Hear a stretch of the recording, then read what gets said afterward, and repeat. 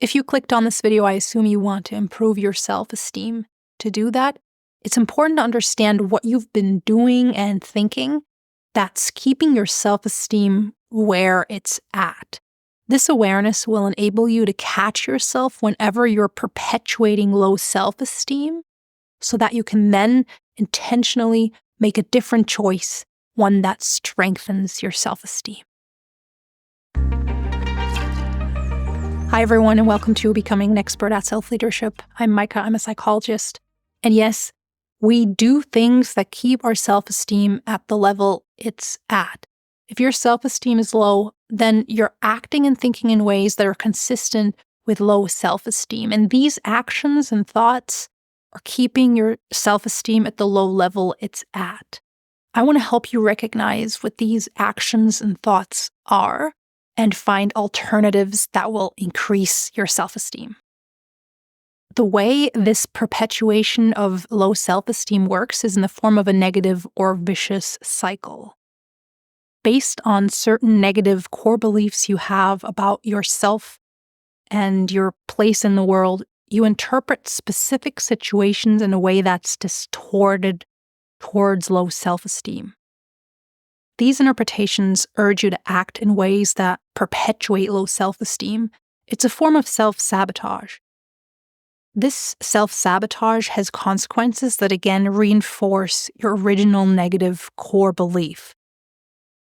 So, for example, you may have the core belief, I'm unlovable. Sooner or later, I'll disappoint everyone I meet. If people were really to get to know me, they wouldn't like me. Let's say you're interacting with a friend or family member, and they ask you a more personal question. Based on your core belief, your mind would then interpret the situation as a threat. If I'm open and authentic, I'll be rejected.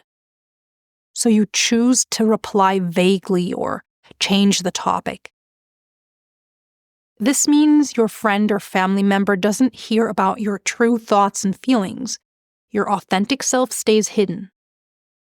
You missed a chance to experience the lovability of your authentic self. Instead, you strengthened the core belief of, I'm unlovable. People will only stay with me if I remain hidden. Let's look at another example, starting from the core belief of, I'm incompetent, I'm a failure. One day your boss starts telling you how much they appreciate your work and asks if you're interested in taking on a new project. On the one hand, you're interested in this project. On the other, your core belief is distorting your interpretation of the situation, and you think, I would never be able to succeed with this. If I tried this, I'd be sure to fail.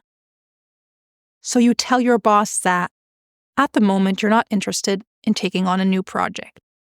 The result is that you've missed an opportunity to experience your capability of mastering a new challenge. You also missed out on developing any new skills the project would have invited you to acquire. This then feeds into your self-perception and core belief of, I'm incompetent. Example 3. Your core belief is, I'm powerless. I don't have any agency or influence. You're on a date at a restaurant, and your date tells you what they think you should order. Based on the core belief of, I'm powerless, your mind interprets the situation as, there's nothing I can do about it, and if they want me to eat this, I'll have to. When the waiter comes, I'll just let them talk to the waiter and tell the waiter what I'm having. And that's exactly what happens. You put aside your actual desire and subjugate yourself to your date's suggestion. You encourage your date to take over without letting them know you'd actually prefer to choose your meal yourself. The result is that your agency and autonomy doesn't get a chance.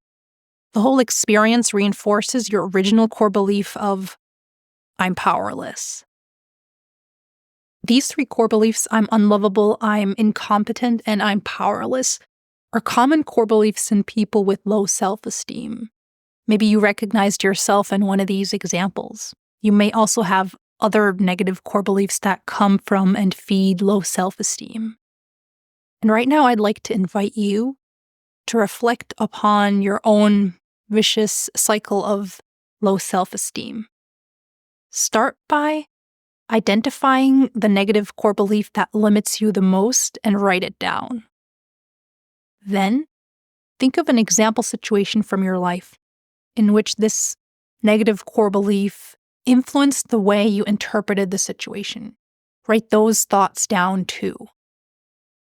Next, write down the behavior this interpretation led to and what the result of that was, the consequences that reinforced your original negative core belief.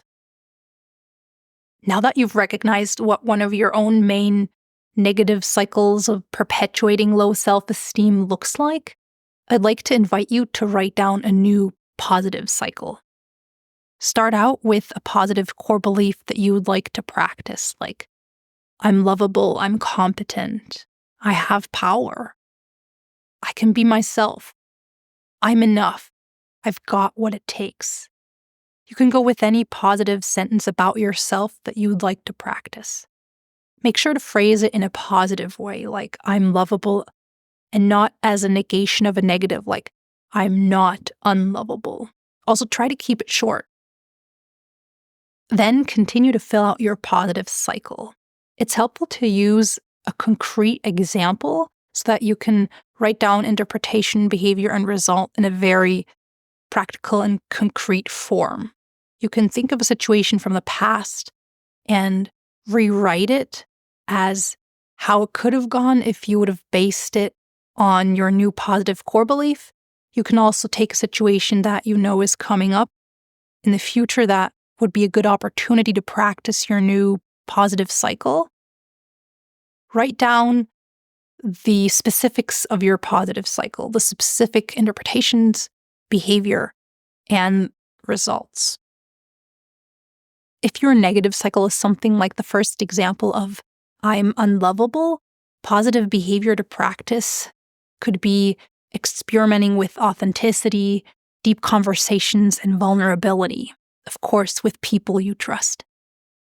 If your negative cycle resembles the second example, based on the core belief of I'm incompetent, positive behavior to practice could be saying yes to new challenges, learning something new, and setting goals for yourself that match your dreams. And if your own negative cycle resembles the third example, I'm powerless, positive behavior to practice is expressing yourself, setting boundaries, and friendly assertion. The main idea of this exercise is for you to become aware of your negative cycle and to collect ideas for your positive cycle.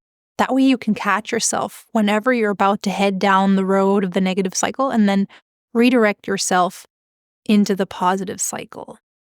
The more you practice, the more your awareness will increase and the more new opportunities for further practice you'll notice. Our brain is sometimes compared to a road network. Your core beliefs, very common thoughts, and habitual actions are the highways in the road network of your brain. The negative things you've been thinking about yourself for years and years are very easy to find, just like it's easy to find a noisy highway. And they're also easy to fall back into, just like it's easy to drive on a well-paved highway. Your new core beliefs, interpretations, and actions that you want to practice are first barely visible trails in this road network of your brain. But they can become highways if you keep catching yourself whenever you habitually steer towards the negative highway that you've lived with up to now and redirect yourself onto the positive new trail. You'll have to do this many, many times. I've heard numbers from something starting around 200 up to 2,000 times. The point is a lot. Change and building self-esteem requires practice and repetition. So make sure to keep creating and using opportunities to practice. This way you can build high self-esteem. And one day, you'll notice that the positive core belief cycle that you've written down today has become your new default and highway, and that the old negative cycle is barely visible. It's hard to find. It has become overgrown by the force because you haven't used it in so long. As always, thanks for being here. I wish you all the best. Subscribe if you haven't, and check out my email newsletter if you're interested. Till next time, take care. And remember, catch yourself whenever you're acting, thinking from your negative core belief cycle, and then redirect yourself into your new positive core belief cycle. You're lovable, you're competent, and with agency.